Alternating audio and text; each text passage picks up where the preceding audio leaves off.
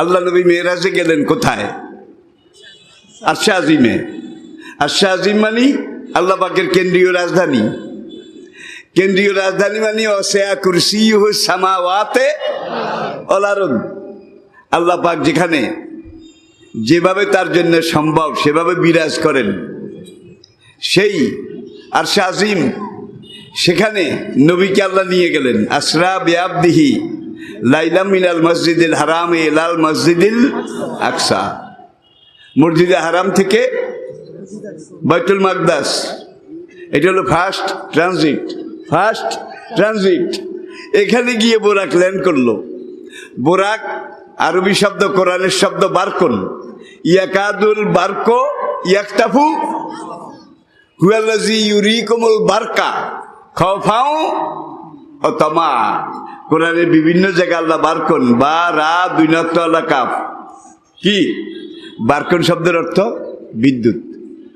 বোরাকুন যেটা বিদ্যুতের গতিতে চলতো। আজকের বিজ্ঞানীরা স্বীকার করেছে যে আলোর গতি আর বিদ্যুতের গতি সমান। সেকেন্ডে 1,86,000 মাইল যায়। সেকেন্ডে 1,86,000 মাইল। মিনিটে, ঘন্টায়, এতে হিসাব করলে ঠান্ডার হয়ে যেতে হবে, ঠিক কিনা বলেন? নবীজি গেছেন 7 আসমান পেরিয়ে, বাইতুল মামুর পেরিয়ে, সিদরাতুল মুনতাহা পেরিয়ে, আলমে নাসুত, আলমে মালাকুত পেরিয়ে, দানা ফাতাদাল্লাহ ফাকানা কাবা কাউসাইনে আও আদনা। নবীজির সুপারসনিক অ্যান্টি ম্যাগনেটিক গ্যানজাম প্রুফ আল্লাহ পাকের যে কুদরতি রকেট স্পেস, সেটা গিয়ে আরশের সামনে ল্যান্ড করলো। আল্লাহ নিজে তিনি বিমান পাঠাইলেন, রকেট, আবার ওই বিমানের সাথে পাইলটও পাঠাইলেন। নাকি আমার বন্ধুকে নিয়ে আসো আমার কাছে। বন্ধুর সাথে আমার আজকে কিছু মত বিনিময় আছে। মুসা আলাইহিস সালামের মেরাজ হয়েছে কোহে তুরে, তুর পাহাড়ে। ঈসা আলাইহিস সালামের মেরাজ হয়েছে সারমন পর্বতে। ইউনুস আলাইহিস সালামের মেরাজ হয়েছে মাছের পেটে। ইব্রাহিম আলাইহিস সালামের মেরাজ কোথায়? নমরুদের অগ্নিকুণ্ডে, ঠিক কিনা বলেন? আর আমাদের নবীর মেরাজ হয়েছে কোথায়? আল্লাহ পাকের আরশে আজিমে। কারণটা কি? মুসা আলাইহিস সালাম ছিলেন আঞ্চলিক নবী। বনী ইসরাইলের কিছু লোক, তাদের জন্য নবী। এলাকাটা বেশি বড় না, এই যুগের একটা উপজেলা এর দূরে হবে না।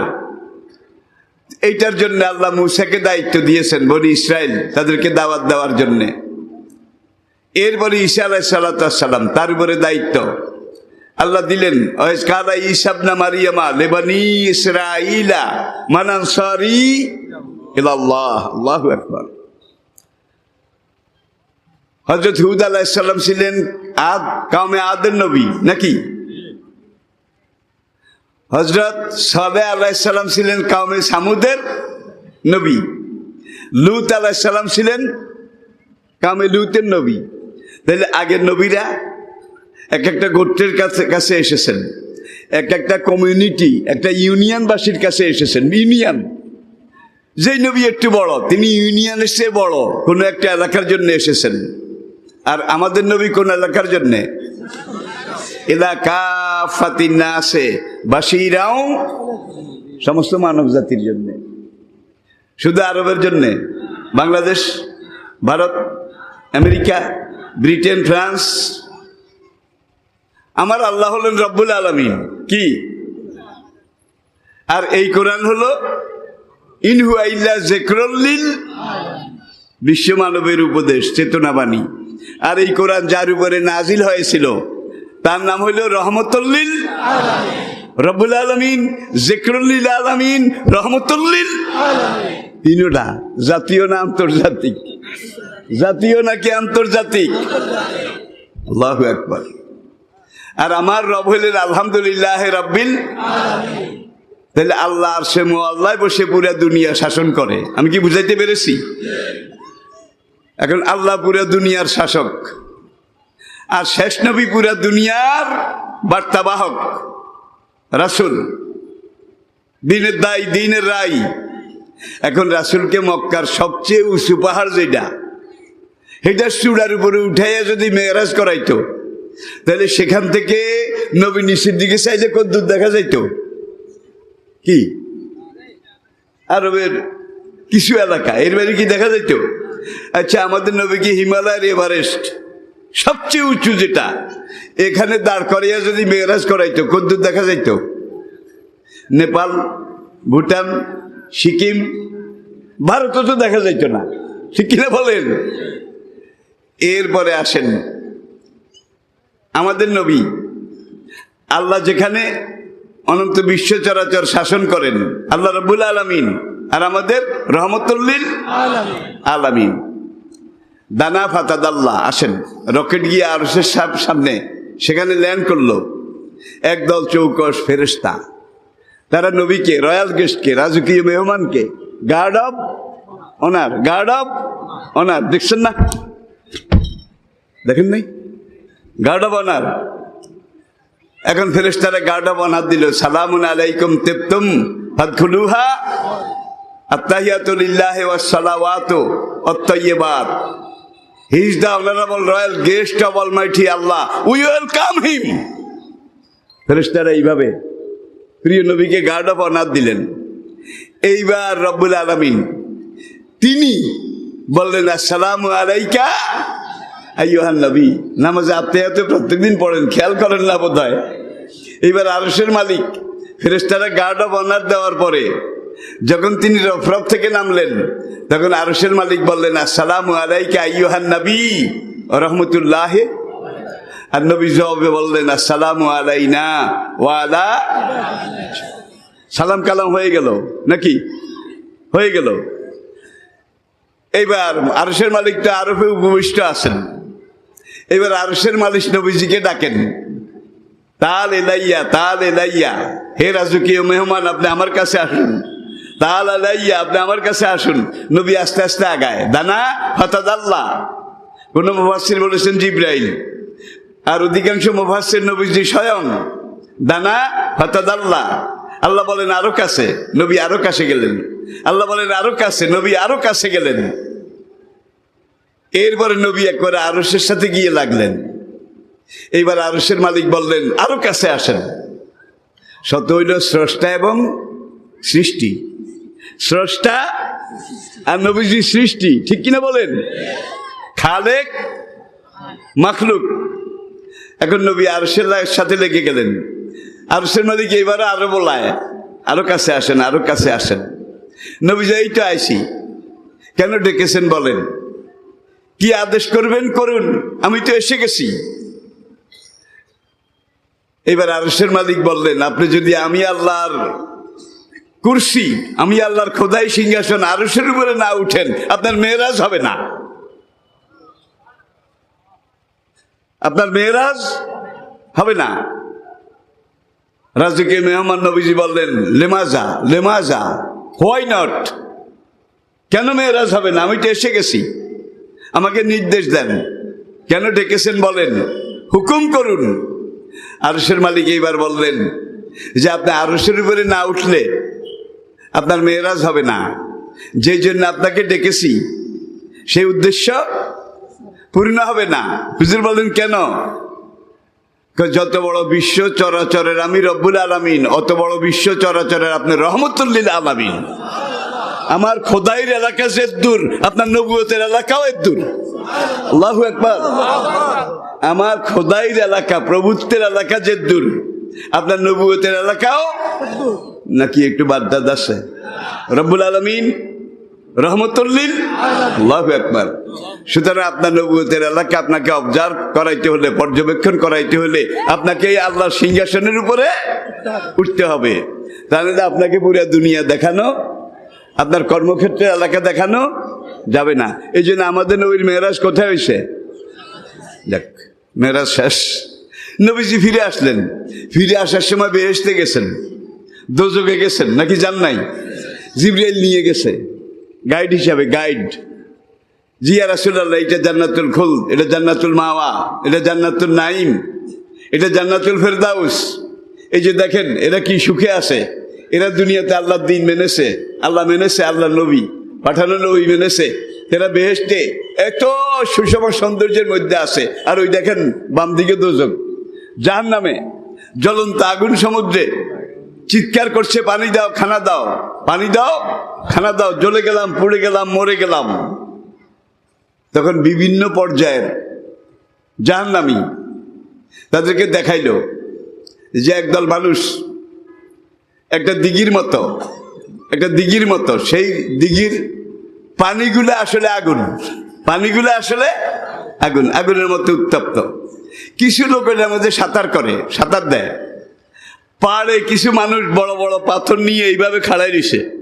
ওই মানুষগুলা সাঁতার দিয়ে যখন কাছে উঠে পাড়ে উঠার চেষ্টা করে, তখন পাড়ের এরা ধড়াম করে মাথার উপরে ওই পাথর মারলে মাথাটা চূর্ণ বিচূর্ণ, একাকার মেসাকার হয়ে যায়।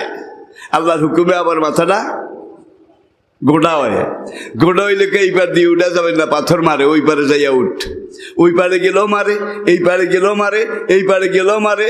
আর তাদের মাথা উহুদ পাহাড়ের মতো বড়। নবীজি দেখলেন, জিবরাইল দেখাইলেন। নবীজি দেখে বলেন, ইয়া আখি জিবরাইল মান হাউলা, ভাই জিবরাইল এরা কারা?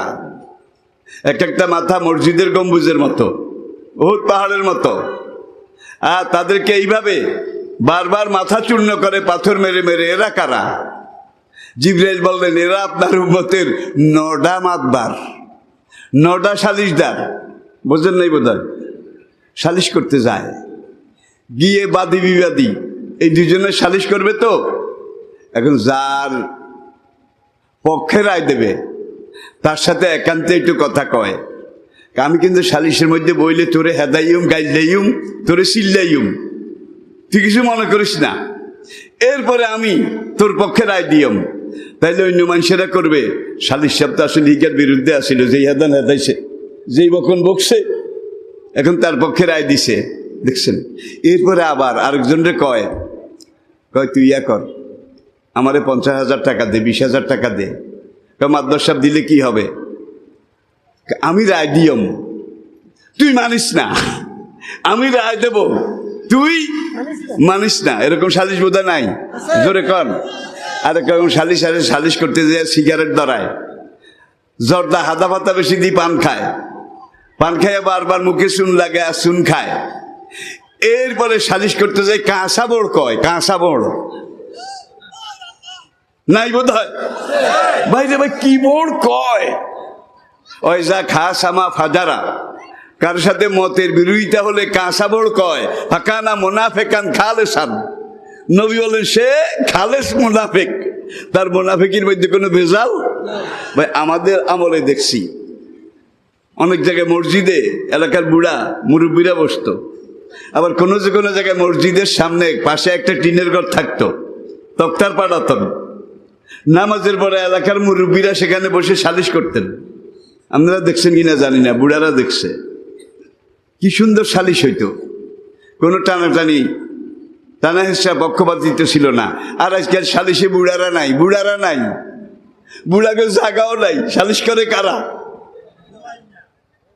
বলা হয়নি, ঠিক কিনা বলেন? আবু হুরায়রা রাদিয়াল্লাহু তাআলা আনহু কিতাবুল ইলমের হাদিস, আল্লাহর কাছে দোয়া করেছেন, আল্লাহুম্মা ইন্নী আউযু বিকা মিন ইমারাতিস সিবিয়ান, আয় আল্লাহ আমি তোমার কাছে পানা চাই, হোলাহিনে যে সময় নেতৃত্ব করবে সেই সমাজ থেকে আমি তোমার কাছে পানা চাই। আরেকটা আরবি প্রবাদ আছে, আসবিয় সাবিয়ুন ওয়ালাউ কানা নবিয়ুন, নবীও যদি হয় হোলা। আরেকটা বাংলা প্রবাদ আছে যে বুড়ার বুদ্ধি নালাত, হোলার বুদ্ধি গলাত। এটা বোধহয় আপনারা শুনেন না কি? ছেলের বুদ্ধি গলাত, বুড়ার বুদ্ধি পায় নালা থেকে বুদ্ধি, এটা পুরা শরীর আঁড়ি আইতে অনেক চিন্তা করে, ভাবনা করে, ঠিক কিনা বলেন? অনেক রিসার্চ করে, গবেষণা করে, আর হোলার বুদ্ধি আনো বাড়ে গেছে। ঠিক হইল হোক না হইল হোক, ঠিক কিনা বলেন? থাক। নবী বেহেশত দুজক দেখছেন, এরপরে ফিরে আসছেন। ফিরে এসে দেখেন দুয়ারের কড়া নড়ে। কি? অজু করেছে, বোরাকে উঠছিলেন, অজুর পানি এখনো, আরব দেশটা এমন দেশ, পানি পড়লে সেকেন্ড লাগে না, বালুয়ে খেয়ে ফেলে। কিন্তু হুজুর মেরাজে যাইতে উজু করে গেছেন, মেরাজ থেকে ফিরে এসে দেখেন যে উজুর পানি এখনো গড়ায়, বিছনাটা এখনো গরম। এইসব অবস্থায় বলে হুজুর বোধহয় কয়েক মিনিটের জন্য গেছিলেন, ঠিক কিনা বলেন? পরের দিন নবীজি কাবা শরীফের এখানে দাঁড়িয়ে বলেন, আমি সেখানে 27 বছর ছিলাম। 27 বছরে বোধহয় উজুর পানি গড়ায়, দুয়ারে কড়া নড়ে। তাহলে দেখা গেল নবী বলেন আমি 27 বছর আছিলাম, আর উজুর পানি কয় 27 সেকেন্ডের বেশি না, ঠিক কিনা বলেন? কোনটা সত্য? কোনটা সত্য? আচ্ছা, আজকে আধুনিক বিজ্ঞান তারা আহ্নিক গতি, বার্ষিক গতি, সূর্যের প্রবাহের গতি, সূর্যের আলোর গতি, এগুলাকে অ্যানালাইসিস করেছে, ব্যাখ্যা রিসার্চ করেছে, করে তারা স্বীকার করেছে কোনো মানুষ যদি আলোর গতিতে সামনের দিকে যাইতে পারে, আলোর গতিতে, বিদ্যুতের গতিতে, একটু আগে বলেছি বিদ্যুতের গতি সেকেন্ডে 1,86,000 মাইল, 1,86,000 মাইল বেগে কেউ যদি চলতে পারে তাইলে তার জন্য সময় থেমে যায়, সময় এক জায়গায় পড়ে থাকে, সময় সামনে আগায় না। আর কেউ যদি আলোর গতির চাইতেও আরো জোরে, আরো দ্রুত সামনের দিকে যাইতে পারে, তার জন্য সময় পিছের দিকে যায়, সামনের দিকে আগায় না। রবিবারের পরে আসবে শনিবার, শনিবারের পরে আসবে শুক্রবার, মানে সময় পিছনের দিকে যায়। সেকেন্ডে 1,86,000 মাইলের বেশি গতিতে যদি চলে আর কম গতিতে যদি চলে, আলোর গতির চাইতে, বিদ্যুতের গতির চাইতে, তাহলে সময় সামনের দিকে আগায়। এখন নবী কাবা শরীফের এখান থেকে রওনা করেছেন আল্লাহ পাকের আরশ আজিম পর্যন্ত, ফেরার সময় জান্নাত জাহান্নাম এগুলা পর্যবেক্ষণ দেখা পর্যন্ত, নবী মক্কায় ফিরে আসা পর্যন্ত আল্লাহ পাক সময়ের ঘড়ি এটাকে টিপে বন্ধ করে রেখেছেন। সময়ের ঘড়ি, চলমান ঘড়ি, এটাকে আল্লাহ সুইচ অফ করে রেখেছেন। সময়ের ঘড়ি কার হাতে? জোরে বলেন। আজকে বিজ্ঞানীরা স্বীকার করেছে নবীজির মেরাজ, নবীজি এসে যে দেখছে বিছানা গরম, উজুর পানি এখনো শুকায় নাই। কোনো মানুষ যদি আলোর গতির চাইতে জোরে চলতে পারে, আলোর গতির সমান যদি চলে, তাইলে তার সময় এক জায়গায় থেমে থাকে, এক জায়গায় থেমে থাকে।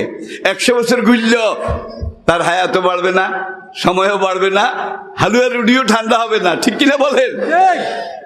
নবী যখন মেরাজে গেছিলেন, আল্লাহ পাক সময় ট্রাফিক জমিনের জন্য এটাকে স্টপ করে দিয়েছিলেন। আর 7 আসমান, সিদরাতুল মুনতাহা, বাইতুল মামুর, আলমে নাসুত, আলমে মালাকুত, জান্নাত জাহান্নাম ভ্রমণ 27 বছর নবী করেছেন। কিন্তু সেই 27 বছরে আল্লাহ সময়ের ট্রাফিক এটারে সুষ্টিবে বন্ধ রাখছে। নবী 27 বছর আসছে, 27 বছর যখন আড্ডা শেষ, আল্লাহ সময়ের গড়ি আবার টিপ দিছে। এখন নবীর নিচায় যে 1 সেকেন্ডও যায় না। ঢাকাতে যে গাড়ি চলে শহরে, দেখেন না ট্রাফিক আছে না, ট্রাফিক পুলিশে হাত দেখায়, এই দিকের গাড়িগুলা সব জায়গায় থেমে থাকে, ঠিক কিনা বলেন? ওই দিকের গাড়িগুলা যায়, 10-20 মিনিট পরে ট্রাফিক আবার এই দিকে সিগন্যাল দেয়, তখন এই দিকের গাড়িগুলা আবার চলে, ঠিক কিনা বলেন? ট্রাফিক যদি এইভাবে করতে পারে, তাহলে আল্লাহর কুদরতের ট্রাফিক ফাআলুল লিমা ইউরিদ আন্নাল কুওয়াতা লিল্লাহি জামিয়া, সে আল্লাহ রাব্বুল আলামিন এইভাবে আসহাবে কাহাফে এই বেটারা 309 বছর হরে ঘুমোতে উঠছে, 309 বছর। ওলাবে সুফি কাহাফিহিম সালাসা মিয়াতু সিনিনা ওয়াজদাদু 300 বছর, তার উপরে আরো 9 বছর, কত? 309 বছর আসহাবে কাহাফ ঘুমাইছে। জাগার পরে আল্লাহকে কামলা ব্যস্তম, তোমরা কতক্ষণ ঘুমাইছ? তারা বলে লাবস্তু ইয়ামান আও বাদা ইয়ামিন, একদিনের একটু অল্প অংশ, 1-2 ঘন্টা ঘুম গেছি।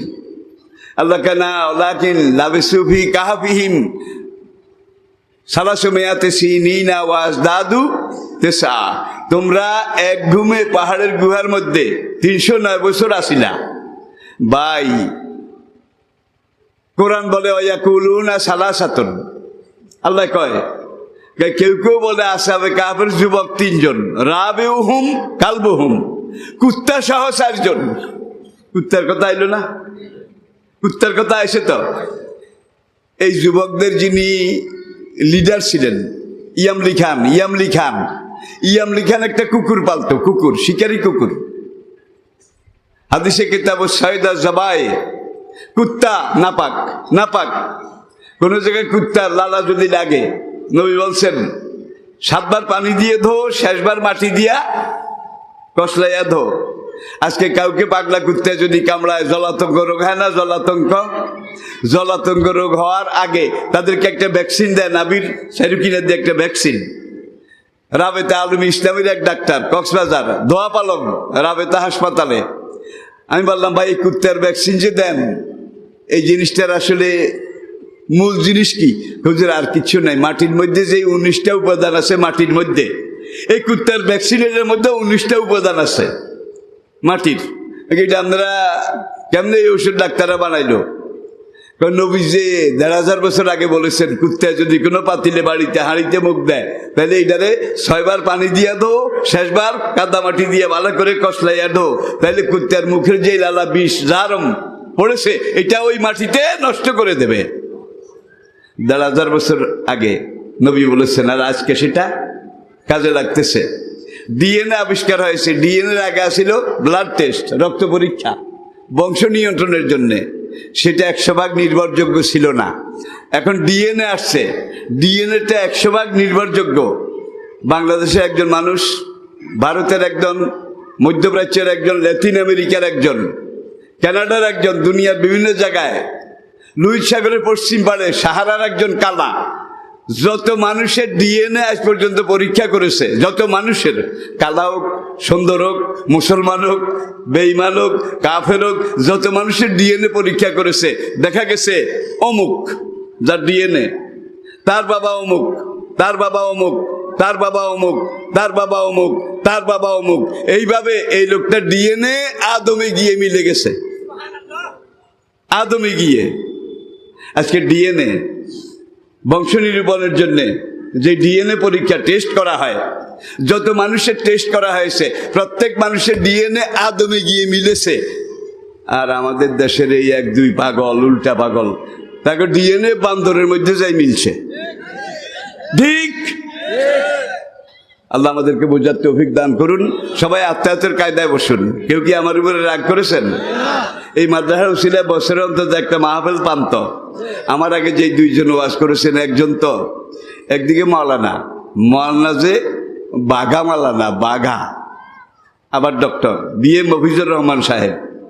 এনারা শুধু আলেম নয়, তাত্ত্বিক, দার্শনিক, একজন ইসলামের সমুদ্র। আমি তো বুড়া মানুষ, এখন তার কথা কইতে পারি না, আর জালিল ওমর। তারপরে আমি যেই কথাগুলো বলেছি, প্রত্যেকটা কথা কিন্তু কোরআন থেকে বলেছি, নিজের একটা কথাও বলি নাই।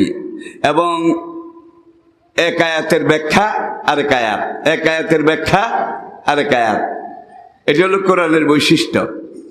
ওআইসির হিসাব অনুযায়ী সর্বশেষ লেটেস্ট বর্তমান পৃথিবীতে 4,34,00,000 আন্তর্জাতিক মানের হাফেজে কোরআন জীবিত আছে। 4,34,00,000। ভাই, ভারতে বেদের হাফেজ সব কজন আছে? ব্রাহ্মণ বেদের হাফেজ, গীতার হাফেজ, ত্রিপিটকের হাফেজ। আইসো নাই, আগেও আসিল না, ঠিক কিনা বলেন? পশ্চিমী দুনিয়া, আমেরিকা, ব্রিটেনে যান, সেখানে ইঞ্জিলের হাফেজ কয়জন আছে? কি ইঞ্জিলের? এখনো নাই, আগেও ছিল না। কোরআন যেদিন থেকে নাজিল শুরু, এদিন থেকে হাফেজ শুরু। ঐতিহাসিক বালাজুরি লিখেছেন, ইবনে সাদ তার তবকাতেই লিখেছেন যে বিদায় হজ্জের দিন নবীজির সামনে আরাফাত ময়দানে 1,24,000, বালাজুরি বলছেন 1,40,000 সাহাবা ছিলেন বিদায় হজ্জে। তখন পুরা কোরআনই নাজিল হয়ে গিয়েছিল, শেষ হয়েছিল, অল্প একটু বাকি ছিল। এই বিদায় হজ্জের দিন যারা নবীজির সামনে ছিলেন, এনারা সবাই হাফেজে কোরআন ছিলেন। কোরআন মুখস্থ করা সবচেয়ে সহজ। ইয়াসারনাল কোরআন আলী যিকরে ফাহাল মিন মুদ্দাকির। তো ইনশাআল্লাহ এই হেফজখানা হাফিজি মাদ্রাসা, এটাকে টিকায় রাখতে হবে। এটা মরি মরি করে বাঁচলে হতে না, এটাকে দিন দিন আগায় নিতে হবে। আপনারা কি রাজি আছেন? এই দায়িত্ব কামরুলদের একা নয়, এই দায়িত্ব আপনাদের সবাই। হয়তো কামরুলরা আপনাদেরকে পথ দেখাবে, গাছ টানে কয়জনে, কি যতজনের টানে, একজনে কিন্তু বল কয়, বল আল্লাহর নাম, বল রে বল, এখন এতারা আল্লাহর নাম কইব, বল রে বল কইব, আপনারা ব্যাকে হেইও, এটা হারবিন্নি কন, হারবিন্নি।